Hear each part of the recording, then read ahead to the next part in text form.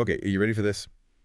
We're diving into a question that's keeping people up at night and fueling about 1,000 different sci-fi plots. Will AI steal all our jobs? And judging by this stack of research you sent over, you're not just casually wondering, you're going deep. Articles, historical analyses. Someone's been doing their homework. Yeah, even a thesis in the mix. Wow. But how about instead of trying to predict the future, we rewind the past? Oh, I like where you're going with this because honestly, a lot of anxieties we have about AI today, they have these fascinating echoes throughout history. Exactly. Like the more things change, the more they will stay the same. Yeah. So let's crank up the time machine. First stop, 1492. Columbus is sailing the ocean blue and the printing press is freaking everyone out. Ugh, the printing press. Talk about disruption. Imagine, like, being a scribe back then, right? Your whole life, you've meticulously copied books by hand. It's a respected skill, maybe even a spiritual practice, and then boom, this machine comes along. And it's not just, putting scribes out of business. It's challenging their whole identity. There's actually this book by a guy named Trithemius. He was an abbot.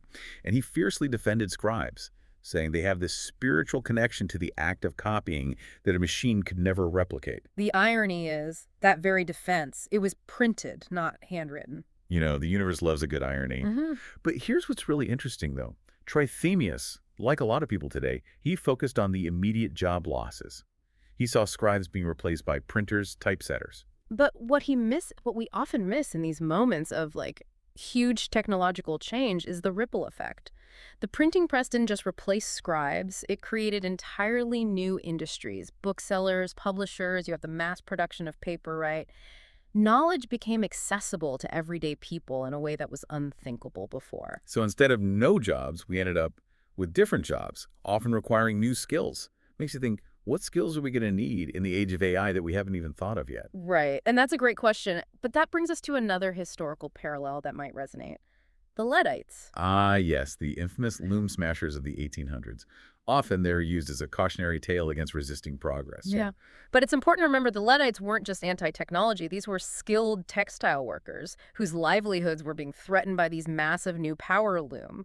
Yeah, and it's easy to judge from, our comfy chairs in the future, but imagine the fear and uncertainty they faced. Their skills, once so highly valued, suddenly undercut by machines that could be operated by less skilled and, importantly, cheaper labor. And that fear of being replaced by a cheaper alternative, well, that's something I think we can all relate to. Think about the anxieties around companies offshoring jobs to countries with lower wages. Okay, yeah, I see that parallel.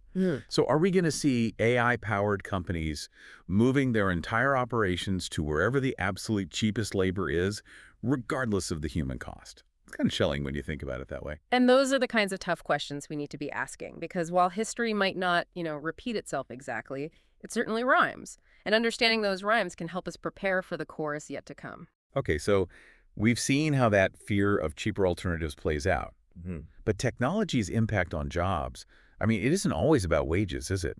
It can really shake up how we feel about the work itself. You're right. Like, take the assembly line, for example. Right. Henry Ford's Model T, right? It revolutionized manufacturing in the early 20th century. It even led to higher wages for a lot of workers. Yeah, but wasn't exactly a worker's paradise, was it? No, not quite. The increased productivity was undeniable. But that highly specialized nature of the tasks on the assembly line, it actually led to a lot of dissatisfaction. People went from being, these skilled craftsmen to feeling like, well, cogs in a machine. It's like the work itself lost meaning, even as the paychecks got bigger. Yeah. And that whole debate about, meaningful work, it's still going strong today. It is. We even have a term for it now.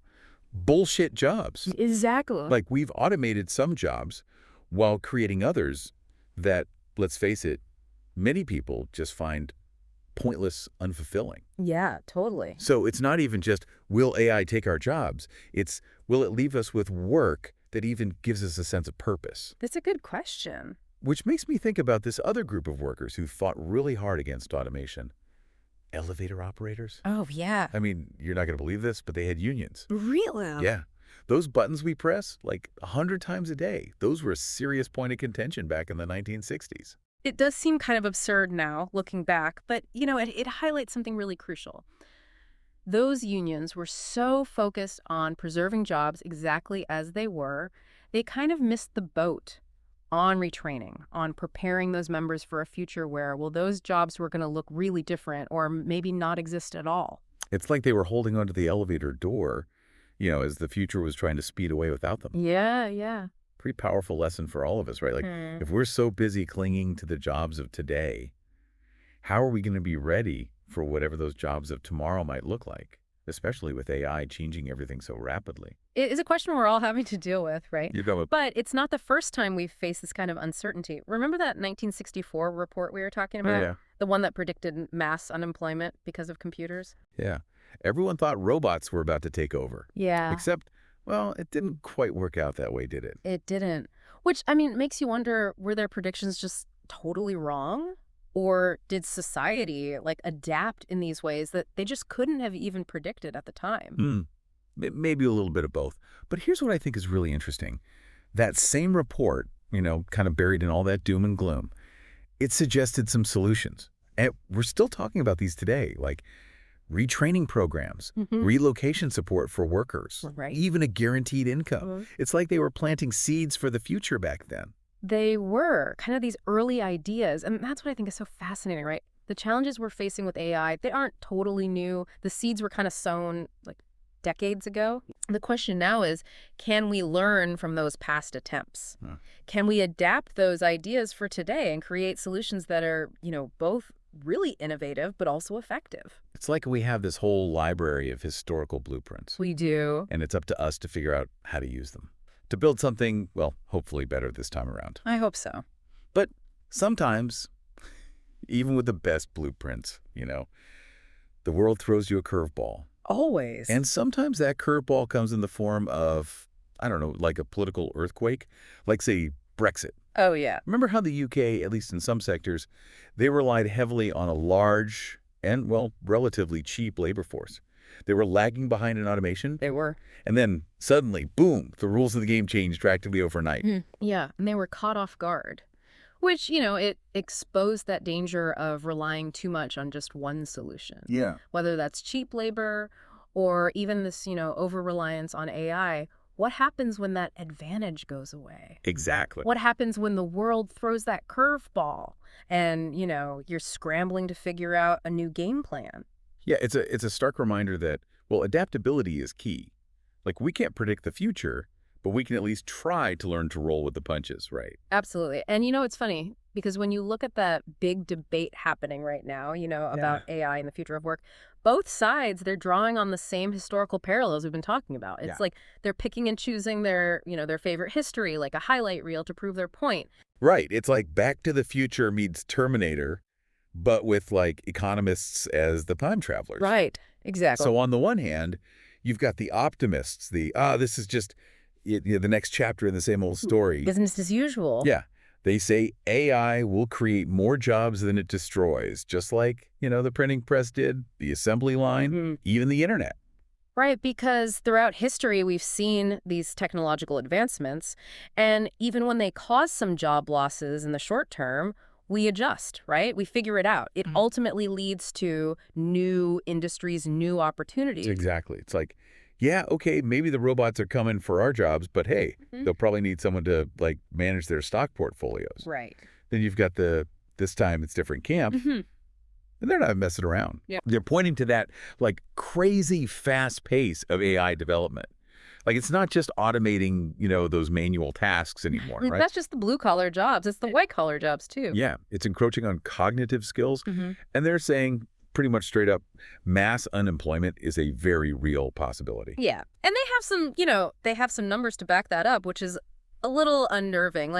I think there was a study, I think it was back in 2013, predicted something like 47% of U.S. jobs could be at risk of being automated by, the 2030s. Yeah, that's just around the corner. That's not that far away. And even the studies that are a little bit more optimistic, they paint this rosier picture of, oh, there will be job growth. They still say there are going to be a lot of jobs lost in the short term. Right. The question is, how short is that short term going to be?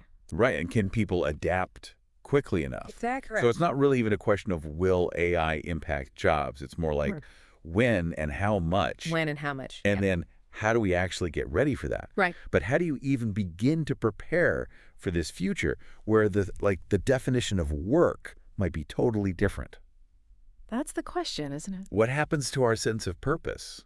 You Right. know, our identity even in this world where robots are doing more and more things that, well, humans used to do. Those are the million-dollar questions, right? And those are the questions that go way beyond any study, any statistic. Yeah. Those are questions that really force us to like really think about what it means to be human in this age of, well, increasingly intelligent machines. Wow, I think we need a whole other deep dive to even like scratch the surface of that one. At least another hour. But for now, I guess the best we can do is, like you said, stay informed, try to be adaptable, and maybe, embrace a little bit of that uncertainty. Embrace the unknown, right? Because who knows? The future is unwritten. And maybe the most important skills we'll all need in the age of AI, maybe it's those skills that can't be automated. That creativity, the critical thinking, just being curious. For a topic that started with robots potentially stealing all of our jobs, Yeah. that's actually a pretty hopeful note to end on. Thanks for taking this deep dive with us. We'll catch you in the next episode.